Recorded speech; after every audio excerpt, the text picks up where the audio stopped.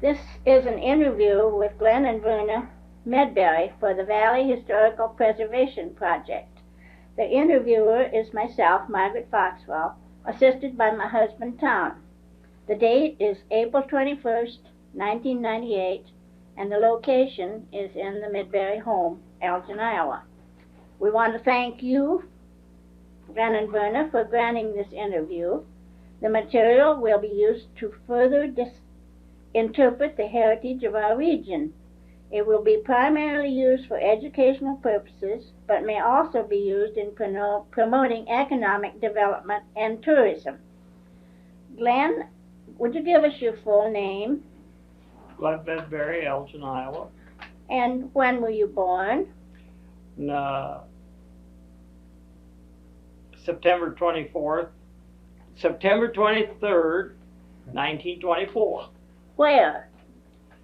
Highland Township, Clayton County, Iowa. In a hospital or in a home? Home.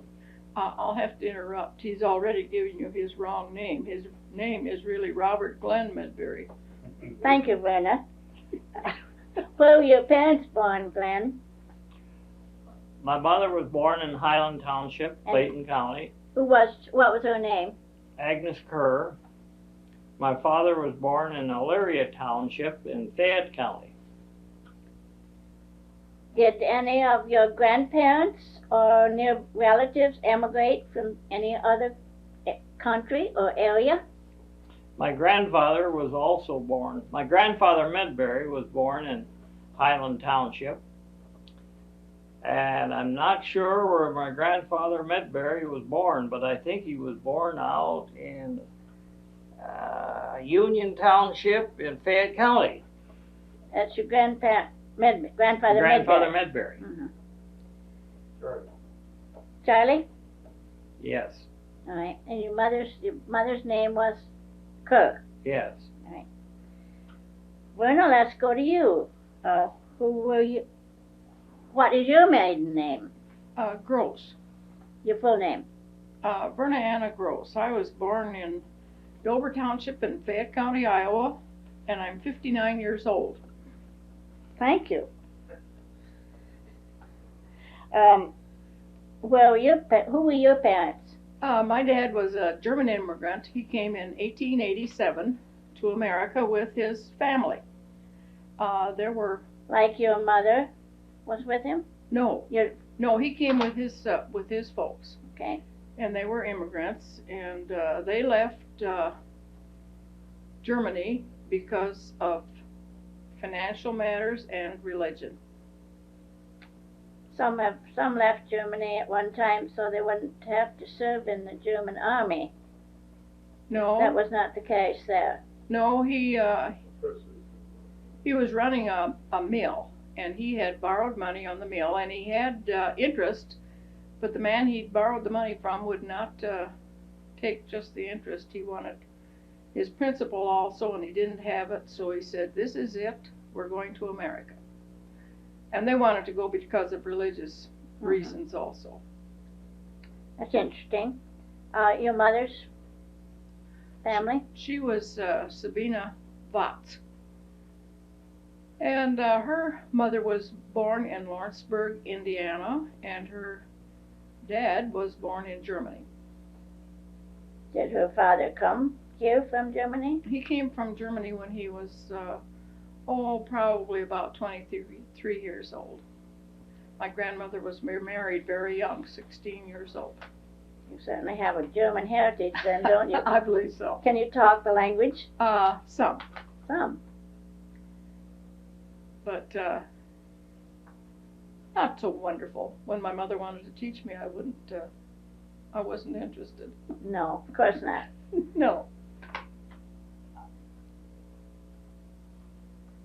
Glen, where did you go to school? I went to Highland Township number 4 for 8 years, and then I graduated from high school in Volga. In the big city. Yes. When were you two married? 1949 at El Dorado, Iowa. Was that your home church, Verna? Yes, it was. Where did you take up residence when you were married then? Highland Township, Clayton County, Iowa. Why don't you tell how long you've lived there? How long did you live on the farm? I'm not sure. Were you farming where Well, the same farm you... 68 years, close enough. Was that the farm where you were born? Yes, You went there upon your marriage. yes. Excuse me. Where did your folks go then? Did they move to town then? They moved to Elgin, Iowa. Verna, where did you go to school? Oh, I went to school at Dover number 2, right in the city of El Dorado. Then I went to high school at West Union, Iowa, and then I went to business college at Cedar Rapids, and finally ended up at Upper Iowa with a fine arts degree. All right, now that's interesting. Tell us when you started to Upper Iowa. Oh, I started Upper Iowa in 1989 and graduated in 1993. I made it in 4 years, and it can be done at an old age. And you have some beautiful paintings in your home to show for... Well, I don't know if they're beautiful, but I have a lot of them. I think they are beautiful. Before you were married, what did you do professionally? Oh my, I worked at the First National Bank at West Union for 8 years. Enjoyed every minute, and I had a wonderful life because I lived with my mother, and she did all of the cooking and housekeeping, and I did absolutely nothing. And where was your mother? Still in El Dorado? She was retired in El Dorado.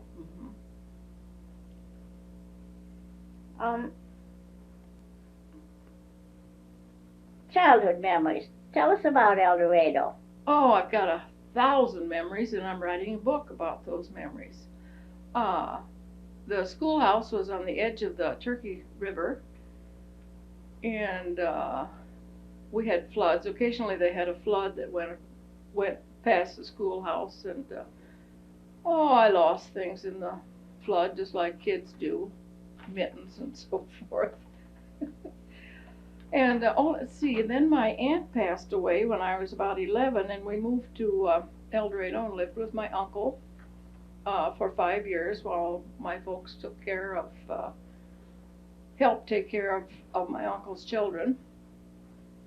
And then my dad was seriously ill, so he bought a house for Mother, and we moved into a house just before he passed away. He passed away when I was 16. 16. It was quite young. You have brothers and sisters? Oh yeah, yes, I did. I just lost my sister this last week. One of my sisters. I had 2 sisters and 3 brothers. My brothers are gone, and I was young, and my brother was about 22 years older than I was. The oldest in the Yes. family. Mm-hmm.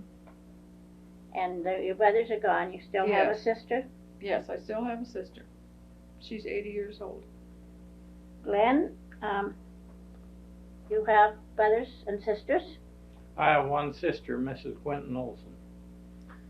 Lives in Claremont, Iowa. What are some of your memories of, let's say, Volga School? Well, the Volga School was not a large school. My class was a class of only 9. And what year did you graduate? 1943. Tell her how you got there. All right. Why, I drove to school most of my high school days. In what? Yeah, I started out with a Model T, and I used a Pontiac car some. And then we got a 1941 Chevrolet pickup, and I drove that most of the time to high school. I took cream and eggs to town with it for my folks, and at that time it seemed as though if you got a malted milk in a week of going to high school, that was really splurging. Did you have any, well, what were the roads like? Did you have problems getting to school? No, we had a gravel road during that time, and once in a while, but very seldom, we had snow problems. Might not be able to make it on account of snow, but we didn't have mud roads. Did you have any floods down in there? I can't remember of any floods ever stopping us from going to high school, but we did have floods. After we were married, we had floods that we couldn't get to Volga. Different times. And I had a little, I don't know, somewhere or another, I didn't care about high school too much, and I was going to quit. And boy, one of our relatives says, "Don't you quit, Glen." And my mother, she didn't care what I did either way. But this is on Friday, I was going to quit, and Monday morning, my dad never said anything all weekend. But Monday morning, he said, "You put your clothes on and go back to high school."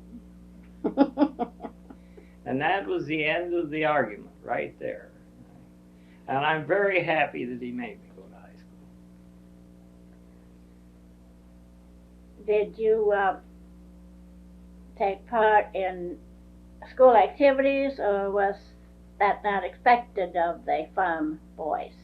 Well, about the only thing I took part in was one, I think, 2 class plays. Otherwise, I was sort of expected to be a chore boy, morning and evening. My mother would have liked to have had me gone into vocal or band, but I didn't think I could handle that. But now I wished I would have. We can't go back. No. What, did the schoolhouse look like it does now? Did it have a Yes. gym? The schoolhouse, I think, was built in 1929 or something like that. And, well, they've added on a lot to the school, and it is a branch of the Central Community School now, Elgin. I think they have the junior high in Volga. No, it's changed quite a lot, but the old original school that I went to is all there. There's just some been added on. Well, now there's not a lot going on in town. What do you remember about the town then? Did your family trade there, or did they come to Elgin or Elkader mostly? Well, I had sort of a funny situation in my family. My grandfather lived in Volga. We lived in Highland Township. My grandfather Kerr lived in Volga. My grandfather Medberry lived in Elyria, and we participated in the Elyria church quite regularly. And so I lived sort of in 3 communities. I had a much different situation than Verna did. She lived in El Dorado, lived either in or around El Dorado, and the church was there and the business was there, and that was it. Tell us about the farm down there. It's a family farm. How long has it been in the family? Well, it's been a century farm for at least 20 years now. I think it was in 1854. My great-grandfather settled the farm in... Grandpa Kerr? Well, that is great-grandfather. Okay. James Kerr settled the farm in 1855, I think. And it's been the family ever since. That's right. Actually, it was my mother's ancestors that settled this farm.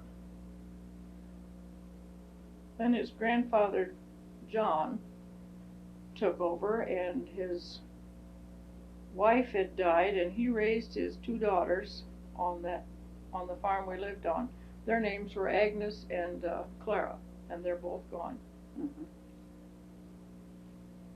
Clara was her married name? Muncie. Muncie. Mm-hmm. They used to be Elyria. Yes. Village. And they came to Elgin a lot. Clara and Jim Muncie did all their trading in Elgin, I think. My dad belonged to the Legion in Elgin. That is one of his ties with Elgin. He grew up, well, actually, when he was before World War I, he worked in the Elgin Bank. And when he come home from World War I, why, the jobs had been taken over by other people, and so he started farming then. And finally he wound up down in Clayton County after he was married. Farming. Yes. Well, now let's get back to El Dorado. Okay. I think of El Dorado as just a small village. Was it ever more? Oh, yes, it had a blacksmith, and the mill on the river had a mill with a water wheel that ran the mill, and that was really an active mill. I think my folks had everything ground there, including the flour for the household use. And they had a blacksmith shop, and that was necessary in those days, and they had a post office and a general store and 2 garages and 2 churches. They had the German Lutheran Church and the Norwegian Lutheran Church. And eventually the Norwegian Lutherans joined with the Germans and became one big congregation. When was that church built? You know? I think it was in 1912, I believe. Well, that's close. My brother was one of the first ones that was baptized in it. Oh, it's a beautiful church. I don't think he was the first one. Yes, it is beautiful. It has those large stained glass windows. And my dad helped with the building of the church, but he helped more with the building of the parsonage right across the street from the church. Describe the view from the top of the hill. What's that park up there? Gokhan Park. All right. Used to have a beautiful totem pole that my brother Richard made, and stood there for several years, but it was struck by lightning, and then the county decided that it had to be taken down. They were going to take part of it down and leave part of it, but they decided to take it all down. And your brother did that? Yes. I never knew. That's right. He liked that kind of thing. And a beautiful view from there. Mm-hmm. And mostly, when you look down over the hill, usually the church sticks out. That's what you say. Yes. Did your folks farm then? Yes. Mm-hmm. They had, they farmed northeast of El Dorado, about a mile northeast of El Dorado. Oh, and they sent cream to West Union. And if I was lucky with my neighbor girl, we would get a ride to school with the neighbor, with the cream hauler, and we thought this was just wonderful. Otherwise, how did you get We walked to El Dorado. That was your grade school. Mm-hmm. Your grade school was right in El Dorado. Yes. Mm-hmm. You didn't have the joy of one of these little country village country schools. We even had 2 teachers. Your 2 rooms? Not to start with, but later they made it into 2 rooms, yes. Well, that's interesting. What were the roads like? They were good. We always got to school except when the river flooded, then we couldn't get across the bridge. We had a tragic accident that happened on that bridge. One of the young boys that lived on a farm directly across the bridge came down the hill on the ice on his sled and went over the edge of the bridge and was killed. Very sad. What, Saturday night in El Dorado? Was it a wide open town? It was dead. Really? Yes, nothing went on. You were supposed to be getting ready for Sunday, for church and Sunday school. Just like they should nowadays. Well, did you ever go to Volga on Saturday night? Oh, yes. Was that Yes. exciting? Well, there was a lot of people went to town on Saturday night, and they had the town band. Two of the great people in the town band was Fred Gerdan and Art Koonsman. Art Koonsman would be working on plowshares till 10 minutes till 8, and he'd pick up his horn and he'd come over and be in the town band. They had a bandwagon they pulled in, and they pull that around with an old car or something, and all the fellows from town would played in the band would get on this bandwagon. They played in the band. That was one of the highlights of Volga, was when they had the town band. All right. Do they have a town band in El Dorado?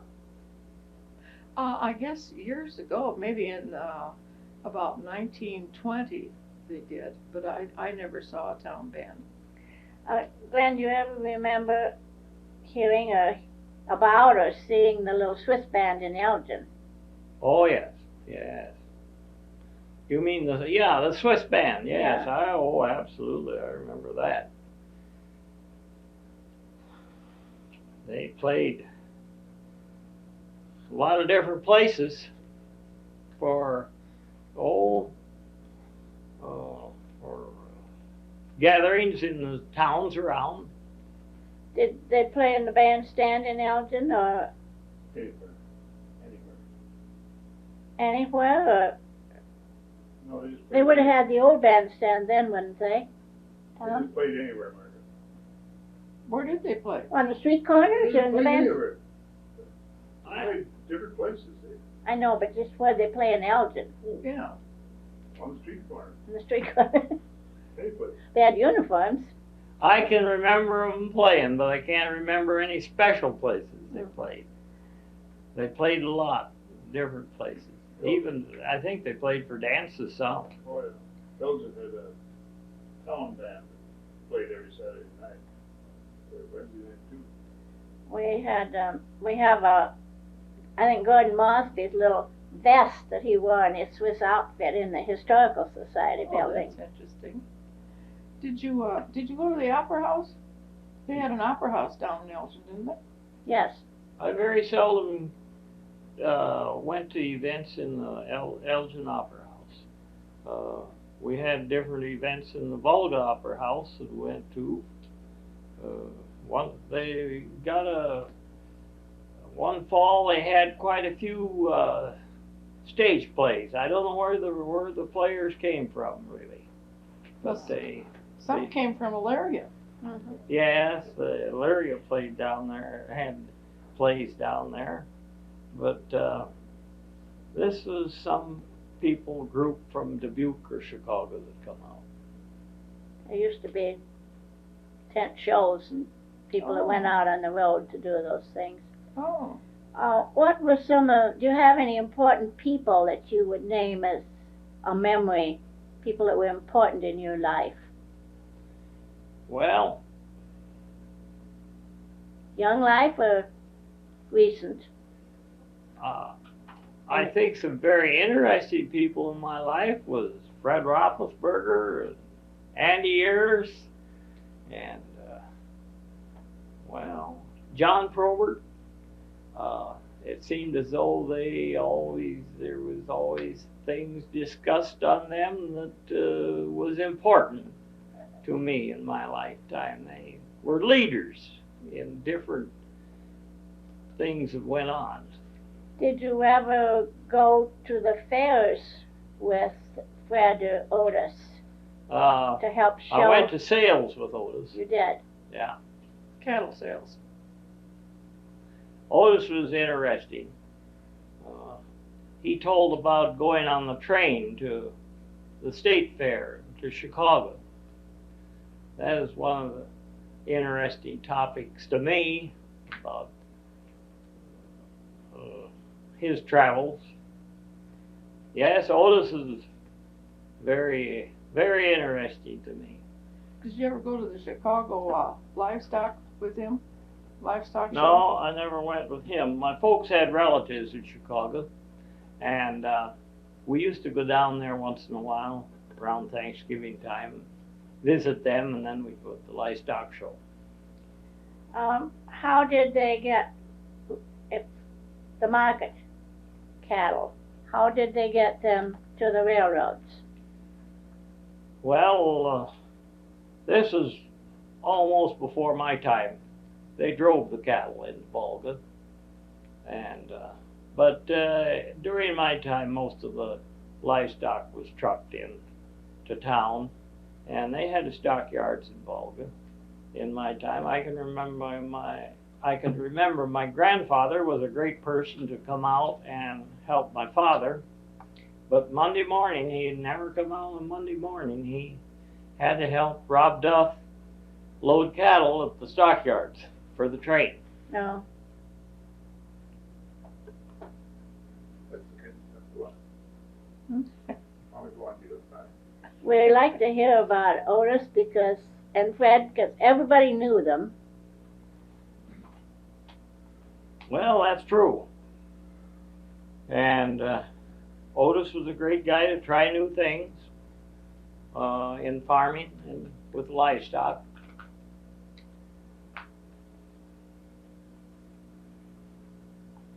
Your grandfather and father. Your grandfather was probably a good friend of Fred's, right? Did they go to stock shows together? No. No? My grandfather wasn't much of a traveler. I see. He had relatives in Chicago, and he didn't very often go to Chicago even to visit them. They came out an awful lot to visit him. Being he had just 2 daughters, he had some sisters that lived in Chicago, and they'd come out. My mother even went to Chicago one winter and stayed about 6 weeks, and I believe she worked in a printing company, and that was a great thing for her, I think. And these aunts that used to come and help her, that was just kind of like an education for those girls. Different world. Yes. Fact is, even for me to go to Chicago and visit those relatives, that is worth there was a lot of education in that, visiting the city and seeing people. And I often think that probably some of my education that way was as good as going to school. That's right. Tell them about that potato deal. Well, we was sitting along the street in Chicago. My a cousin of my mother had a husband that run a garage down there. There was some wise guys that like to pick on kids a little, you know. And one of these guys says to me, he says, I was supposed to be kind of a dumb farm boy. He said, well, how are the potatoes turning out in Iowa? And I said, well, they aren't turning out. We have to dig them out. I isn't turning out. They always thought Iowa had potatoes, didn't they? That's right. And Yeah. a little backwoodsy. Not Idaho potatoes, but Iowa potatoes. That's right. What did you do for entertainment, Glen? And you were a kid? Well, usually if we did anything, we played cards. Or, like I said, we'd go to Volga or Elgin on Saturday night And actually, when I was a kid, it was a pleasure to go to church, I thought. You get to get out and see different people and different things, and now it seems like it's almost it's hard for young people to go to church because there's so many activities. I didn't have a lot of activities to do. That's true. It was nice to go to Sunday school. It was nice to go to church and to Luther League. You got to see your friends, and we always had fun at Luther League. They played games and had all kinds of quizzes and things, and always had a good lunch. Oh, yes. Did you get together as kids in the neighborhood? Well, we were all related. Well, a lot of us were, not all of us, but some of us were related. So we got to go and stay with our cousins, and they got to come and stay with us. And one had a pony, and the other one had a couple of bicycles, and we learned to ride a horse and ride bicycles and did all kinds. Oh, and we went swimming in the Turkey River. That was great.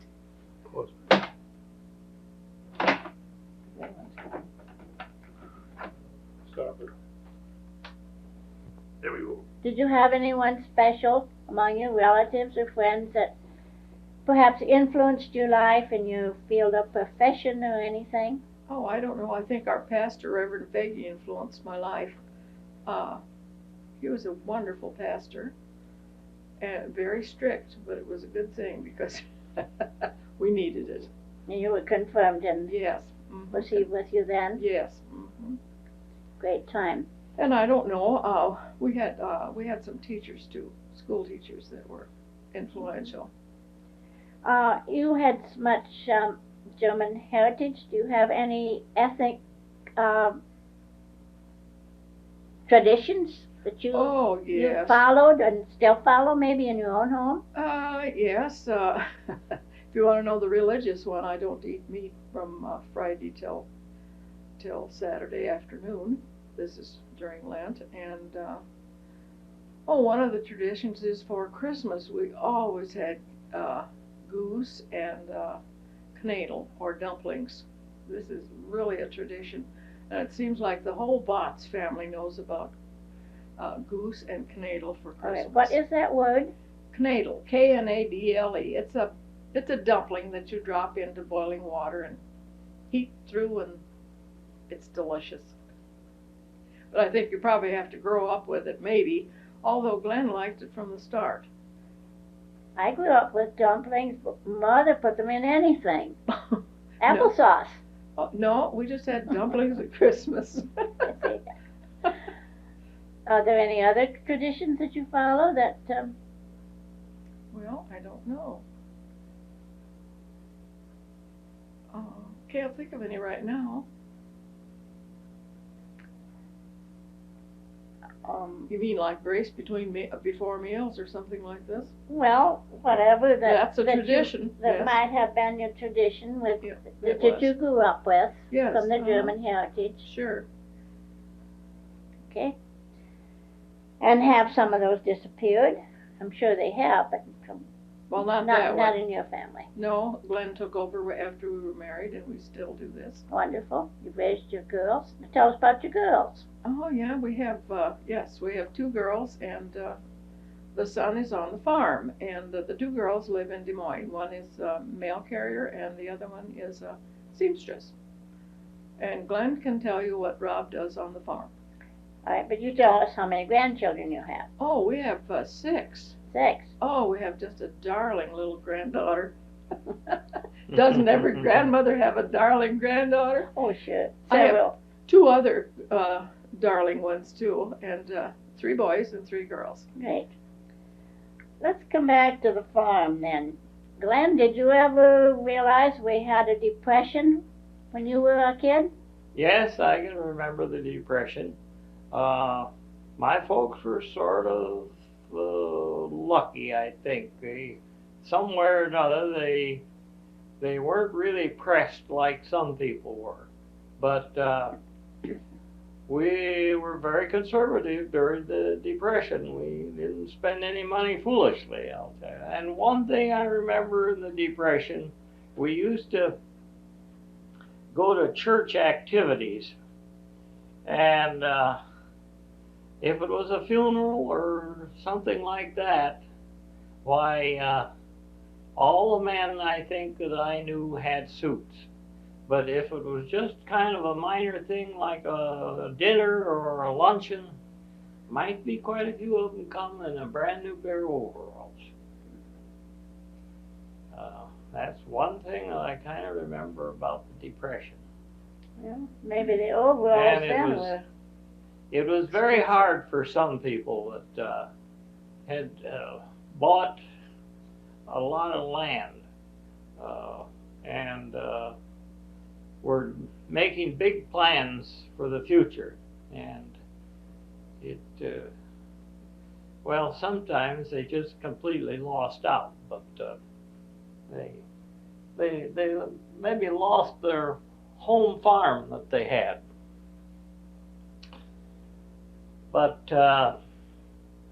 different things happened that everybody kind of struggled through, and really, in the wind-up, I think maybe they were happier than nowadays. They helped one another. Yes, that was one of the big things. People really helped each other a lot more than they do now. And their meals were very conservative. They bought nothing but flour, sugar, and that was about it. Flour and sugar, wasn't it? And the rest they had in their gardens and canned. They didn't have freezers, really, weren't too popular. No, home So- canning. Yeah, that saw them through. All right, they had home canning. They had your meat. Mm-hmm. Can you tell us what your mother and your grandmother did to preserve the meat? Sure, mother fried the pork chops. They would butcher, and then she'd take the pork chops and fry the pork chops and layer the pork chops in a crock and put lard in between the layers and fill that crock up and put that down in the basement with a cover. And every once in a while, when you wanted some pork chops, you'd go out down and get some pork chops and put them in a frying pan and heat it up on the range.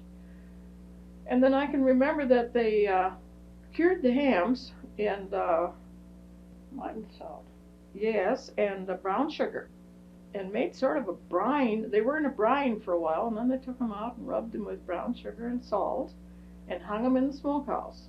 And you were not to touch the door on the smokehouse lest the cats or the dog get in there. What kind of wood did they burn? I have no idea. Ash, I suppose. I don't know. Do you know, Tom? Ash, I Hickory. imagine. I know it was a certain kind of wood that usually burns in the smokehouse. Maybe it was hickory. I don't know. We never did that in our family. Didn't you? We never had a smokehouse. I remember my folks taking meat to different farms. I think Fred Roethlisberger had a smokehouse. John did. Or John. And I think I can remember my folks taking hams and bacon sides up there to get them smoked.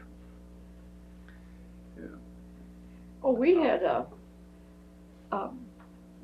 lots of bees at our farm too, and had beehives, many beehives. And then at a certain time, and basswood trees for the bees to work on, because that was the finest honey that could be bought, was made from basswood.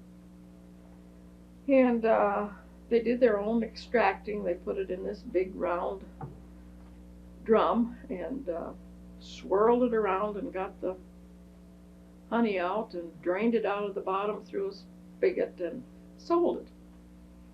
And in fact, if you want to hear a story about my mother and dad going on to have their picture taken for their wedding picture, they had to take a shot can of honey along up to a customer at auction. And naturally the honey fell over.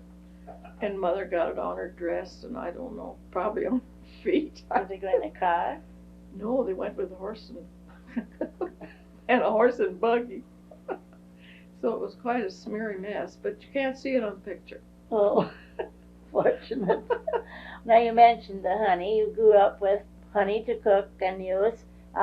What about sorghum? Did either one of your families No, we raise never. cane? Our family never raised sorghum or raised cane. Cane. Yours, Verna? No. No. Huh? Left that for Glen to raise cane. Yeah. But my dad and boys went fishing, and we had all kinds more fish than we could use, really, and we always had fish for breakfast. And this seems really odd for everyone, because usually people don't have fish for breakfast. I don't know why we did, but we always had fish for breakfast. Same reason I always had to get up and fry steak for my dad folks for breakfast. Oh, you did? Isn't that different? I was going to ask you, did you ever have to go down and dig the pork chops out of the lard? Sure. Well, wasn't that an awful job? I don't know. I Oh, don't remember. I thought so. That's true, though.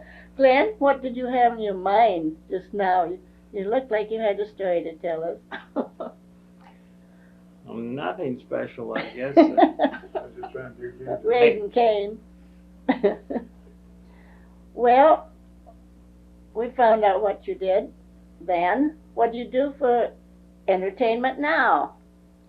Do you go to movies? Do you hunt?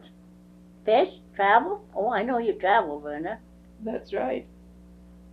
We travel for entertainment.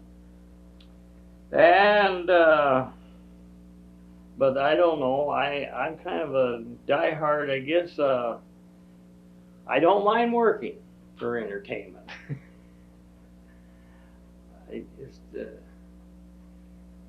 I don't call work always Work. well, I don't know what to say there. I'm glad to be able to work. Let's say it that way. Do you go to the farm often? Pretty regular. Yeah, about every day. Except Sunday. I got away from doing chores on Sunday, and but Elaborate a little on your farming operation out there over the start at the beginning. Oh. About that. All right. That'd be really. well, our farming operation has always been.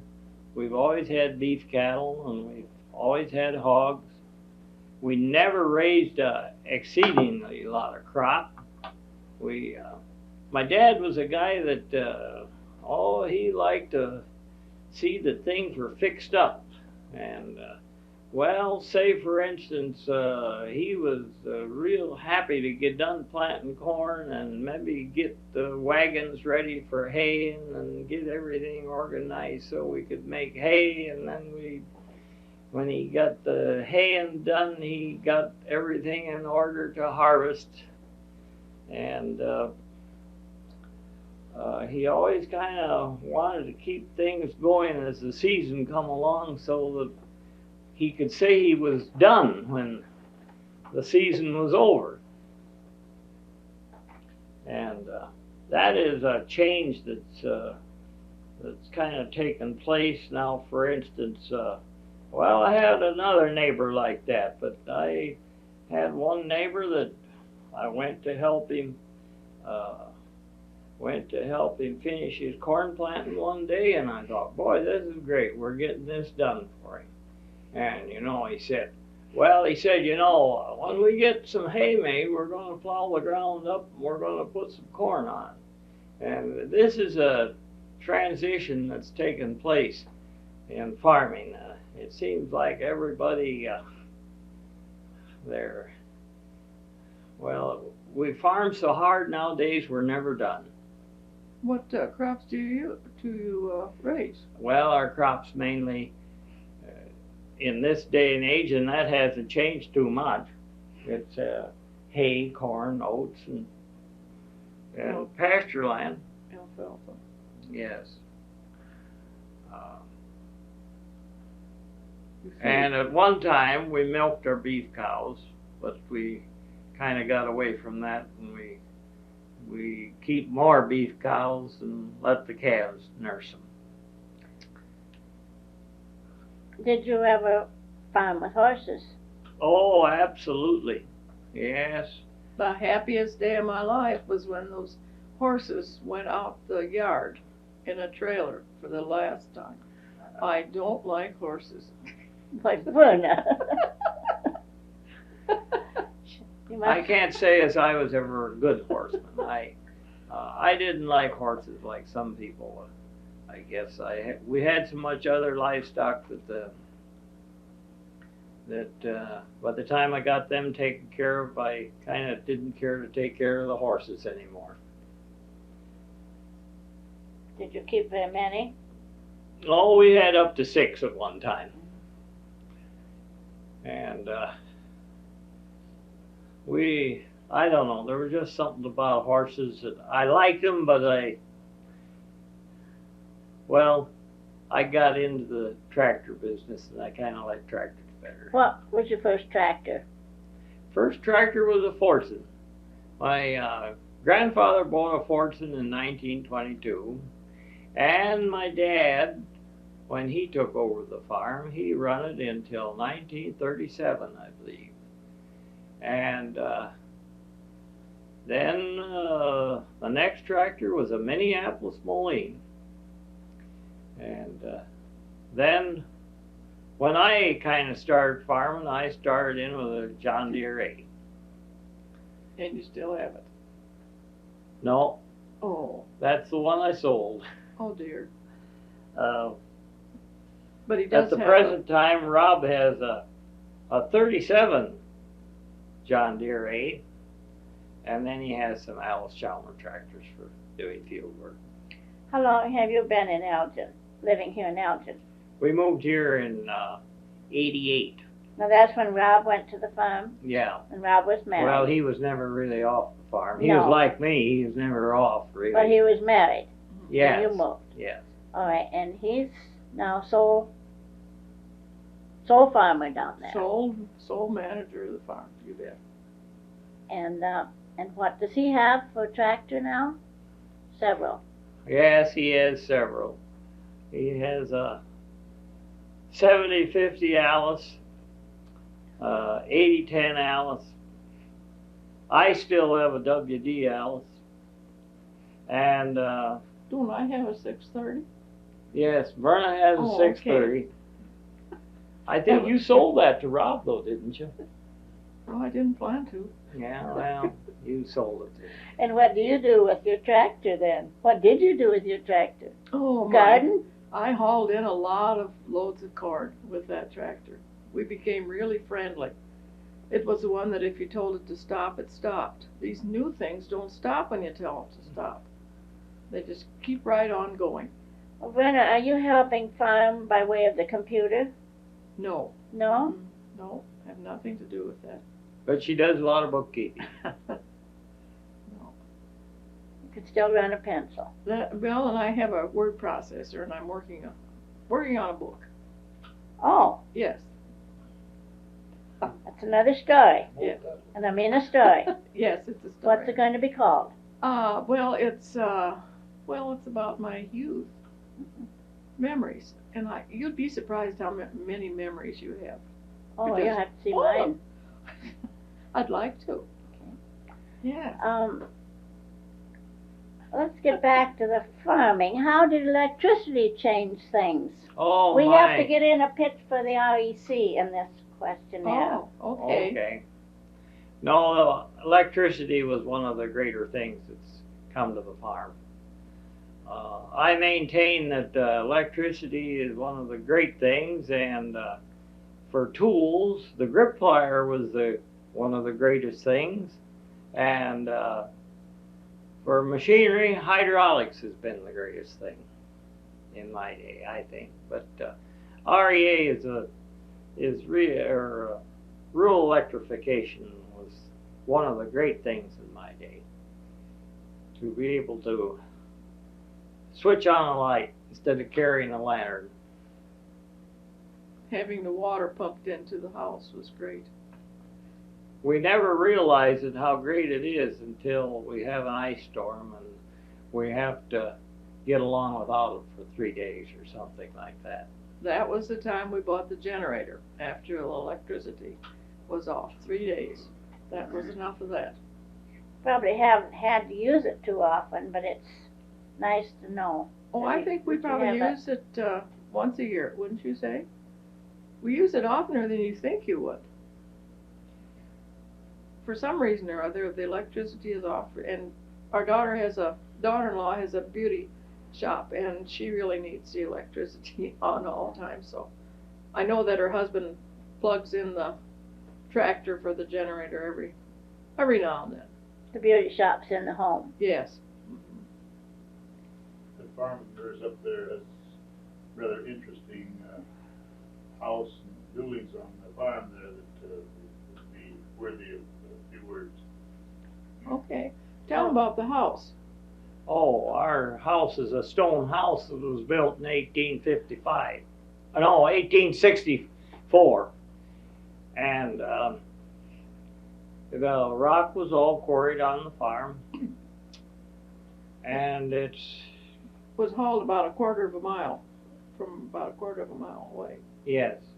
And the structure is pretty good shape yet. Very good shape, I would say.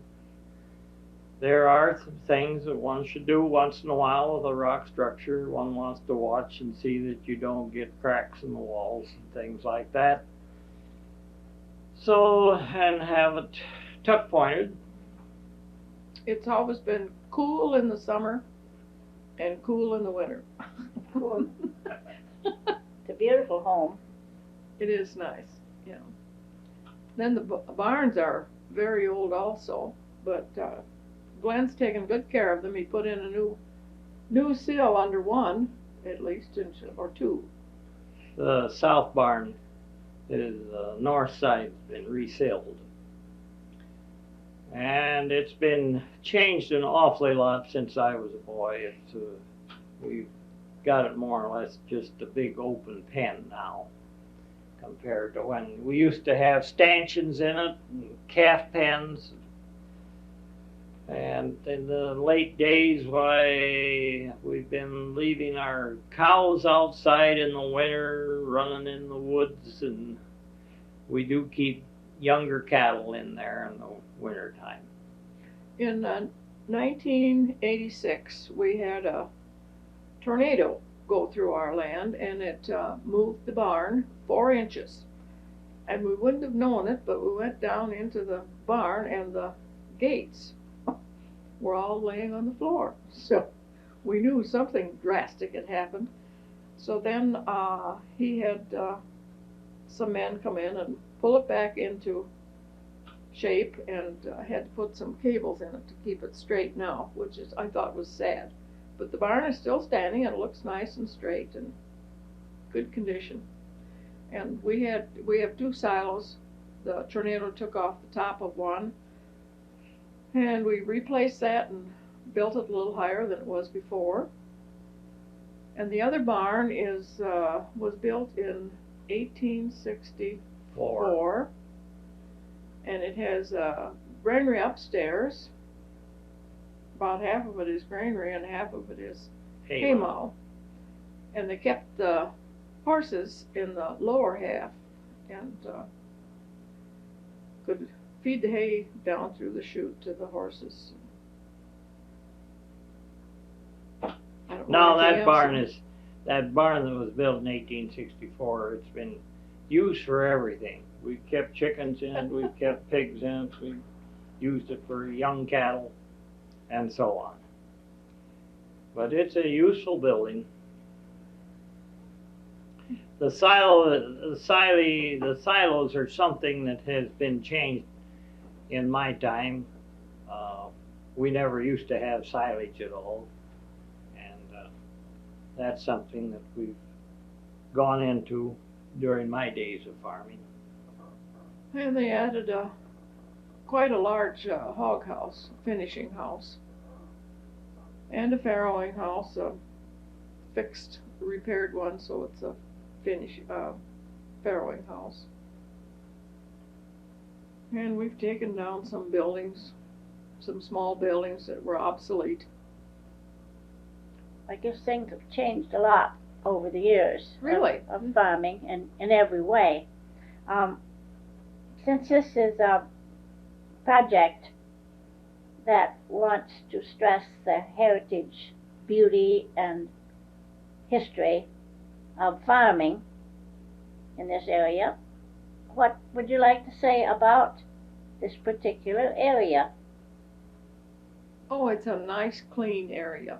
It's beautiful with the trees and the rolling hills and healthy-looking cattle. Good roads.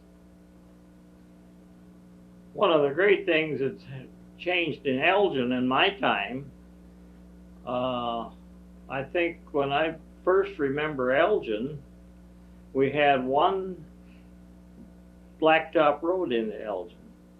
And since that, we've gotten, we've gotten 4 hard surface roads into Elgin. And Volga is more or less the same way. They've got 3 hard surface roads in my time into Volga, which has been a great thing for these small towns. I think it's great the way they keep Elgin, they keep their houses up really, really good. Keep things painted and their yards mowed, and it really looks nice. We've had company from Cedar Rapids tell us how pretty our town is. It is. Mm-hmm. Some special subjects. Anything else that you think of? How about a circus? Did you ever go to one? A circus is something I never have been to. I usually attend fairs, but somewhere or another I've never got to a circus. I guess one of the greater things in the latest days, I went to a big horse sale at Waverly this fall. That's something I've been asked to go to quite a few times, but I went this year. And that was an event that I couldn't believe they had such an event around like that. They sold, for 2 days, they sold horse equipment and horse machinery, which is, some of it had been quite deteriorated. But yet there were people there buying it. And then the next 3 days, the next 2 days, they sold draft horses, and the last day they supposedly were going to sell pleasure horses. We saw some of the teams that they had there driven the day we were there. We only went 1 day, but some of the teams that they were going to sell at the sale, they drove in the afternoon and showed them off. And they were sort of judged as to how well they drove for the people that had them there, and then that helped sell them the next day. That was the last event I had planned on going to, but he lured me into it with a trip to Walmart if I went. So I went along. And did you enjoy the horse sale? Well, we really didn't get in on a horse sale. I didn't really see it. You No. didn't buy a horse? The day we went, they were still selling old wagons and old plows and discs and old machinery, and one thing they had there was a hearse, a horse-drawn hearse, and that sold for $5,000. And it was in pretty fair condition. There wasn't anything on it but what couldn't be really painted up pretty nice. Well, maybe you were wise, though, not to stay for the horses, because I've heard that women have a hard time because the men want to buy a horse when they go. Oh, really? Oh, my. No, I don't think he would. He better not. Why don't you tell us about some of your travels? That seems to be some of your recreation. Oh, well, let's see. We went to Hawaii, and Glen read about that trip in a farm magazine, so we went on that one. And for our 25th wedding anniversary, we went to Europe and spent the actual day in London with friends, which was really great. I never dreamed I'd be going to London for my 25th wedding anniversary. I don't know what we're going to do for our 50th, which comes up in a year from now. Some of the other trips we went with friends, Tom and Margaret Foxwell, to Mexico. Yeah. Yes. Mexico. Yes, we went to Mexico. And then we took another trip to Mexico through the Upper Iowa University. And they were both great trips. I don't know. We stayed in San Miguel in Mexico, and Glen learned to paint there.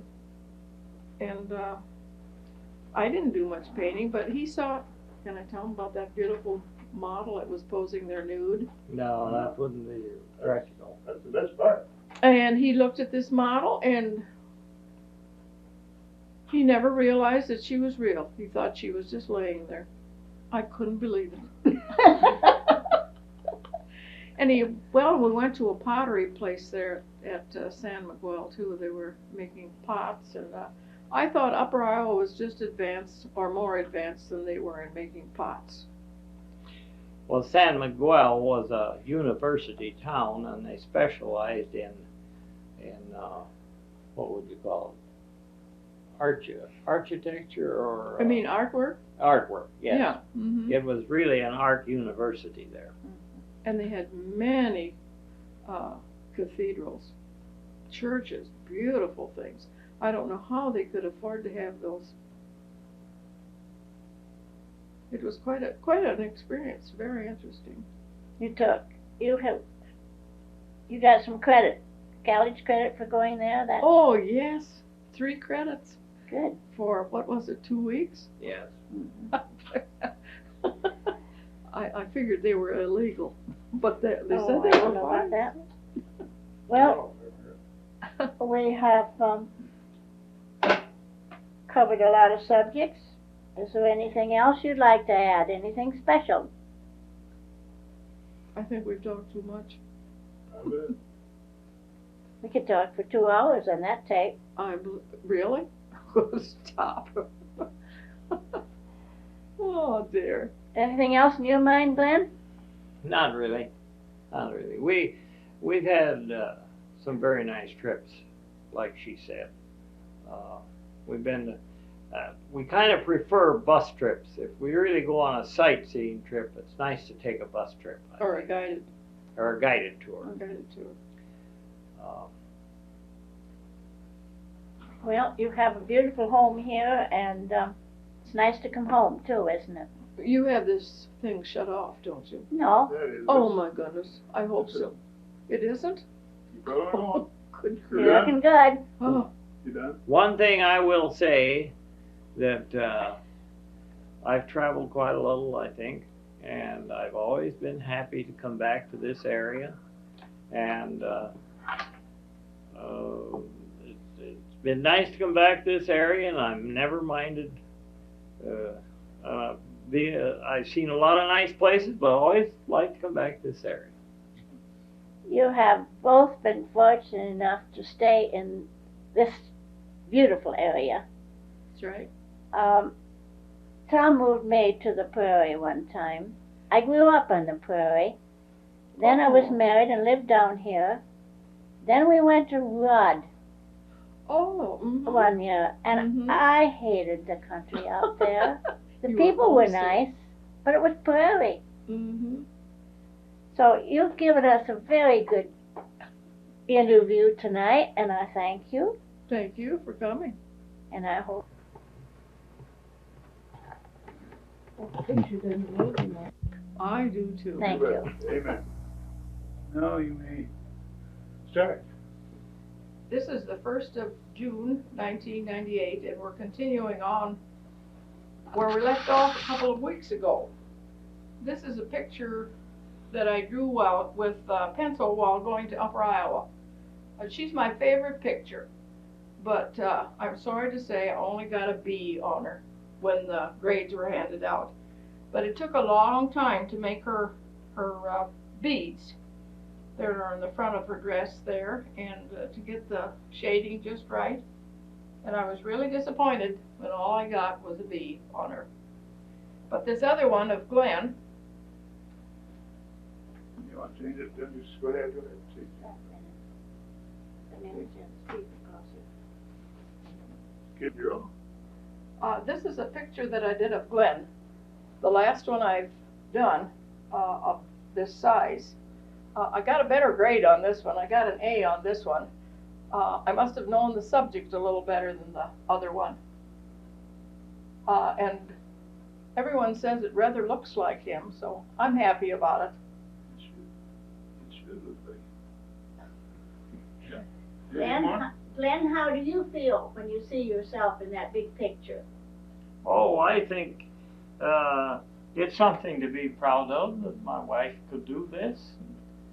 And I'm not sure whether it's so great for me or not, but I think she did a good job. Well, you can see where I decreased his tummy a little bit. He thought I'd made it a little too large. But I like his hat. Oh, good. Great. All right, now, any more you want now? You just Well, some of the other things I did at let's just, Band.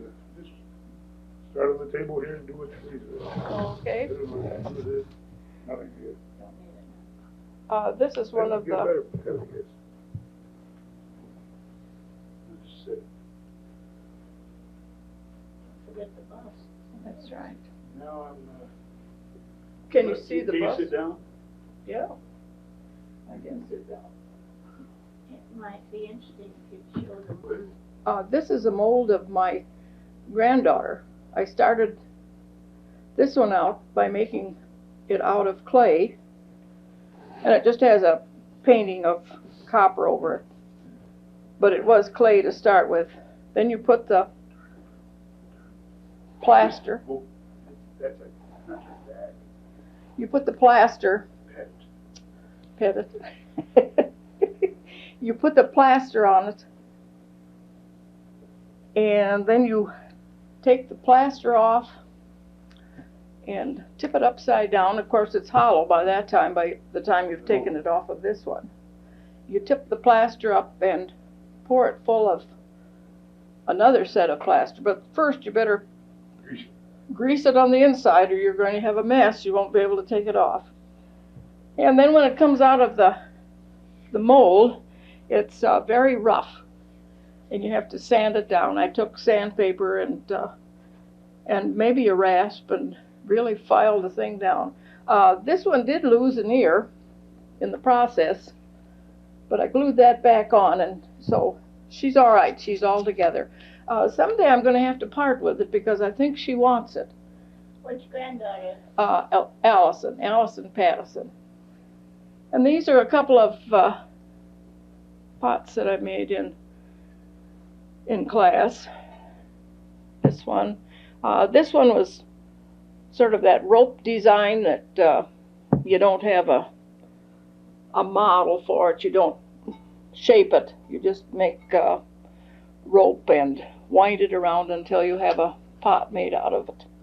Stick the ropes together. That's stick the ropes together. And this one is made on the potter's wheel. Frankly, I think it's too heavy. And this one is really heavy. And this one was not fired soon enough, and so the lid stays right with the pot. I had two through the lid to stay long. Yes. Anything more that you want to show? I don't believe so. What about your doll behind you there? My doll? Oh, my daughter-in-law made that. She's very artistic. And I don't know. That's good. Everything is down in the basement where I keep my things, because if I kept them all upstairs, it would really be a mess. Anything more in the house you want us? We could take the, you want the camera downstairs? What we got here? I bought Frame that. that. Take a picture. See? Oh, It's your home now you're talking about. oh, yeah. Did you do that picture? Whoop. No. She didn't do that picture. It's all right. This is artistic license. Take picture.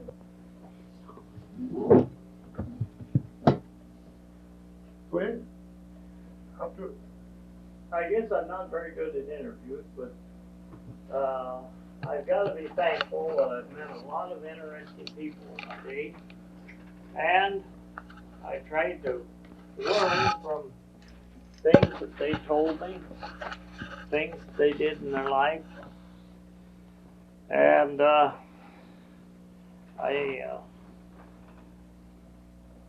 guess I never had anybody that I really put on a pedestal above other people. That I tried to get I tried to take a few good pointers from a lot of different people that I knew. Just your wife.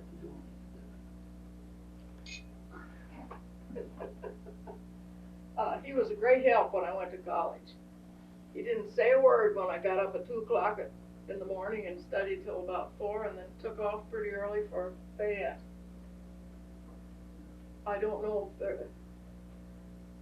if I could have made it without him, because about the last 2 months I decided I was going to quit, and the family really raised a big fuss about that and wouldn't let me do it, so I did get it I done. know what you mean. That's true. I can't understand if you make it for 3.5 years, how you can kind of give it up on the last 2 months. Yep, got it. Well, Well, it's probably a case of where Verna had reached the stage she was a little weary of school. Maybe the degree was not as important to her as just the knowledge. Well, I didn't plan to use it after I was through. I wasn't going to teach, but I was going to use it at home, and I have done a lot of it since I've finished. something about going to school that kind of it's nice. Yes, it You is. got it done. Yes, after you're done. You think?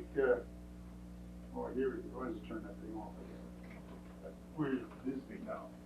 We'll still get